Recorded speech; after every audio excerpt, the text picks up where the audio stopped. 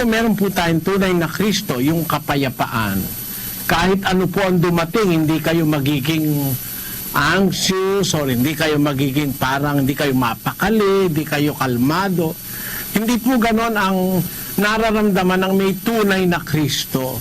Let us read Romans chapter 5 verses 1 up to 5. Yaman nga ng mga inaaring ganap sa pananampalataya, mayroon tayong kapayapaan sa Diyos sa pamamagitan ng ating Panginoong Hesukristo.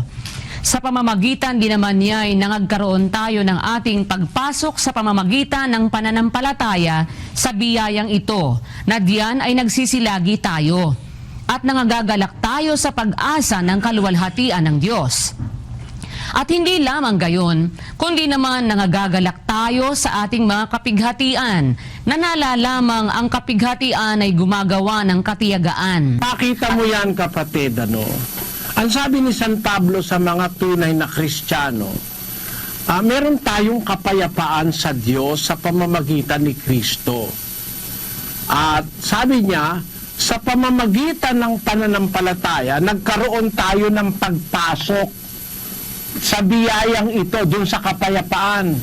Nagkaroon tayo ng kapayapaan sa pamamagitan ng pananampalataya, na diyan naman nagsisilagi tayo. At nagagalak tayo dahil sa pag-asa sa kaluwalhatian ng Diyos. Hindi lang gayon, kundi naman kahit nasa kapighatian, nagagalak pa rin tayo. Pagka meron ka pong tunay na Kristo, kahit na usigin ka, mapighati ka, kung ano man ang dumating sa buhay mo, hindi ka parang natataranta o hindi ka kalmado. Kasi nasa iyo nga yung kapayapaan, yung Kristo. Kasi yung Kristo po, kapayapaan yun eh.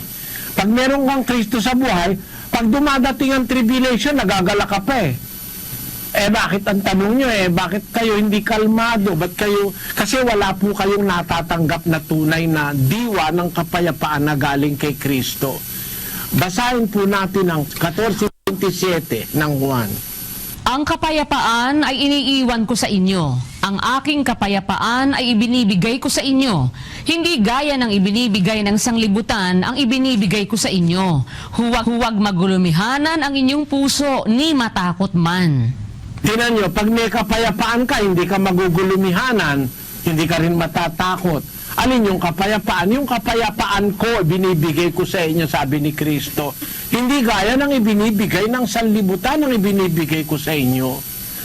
Kaya ang sagot ko po sa iyo, kapatid, ay kung gusto mong makakita ng tunay na kapayapaan, you have to learn first the true Christ of the Bible.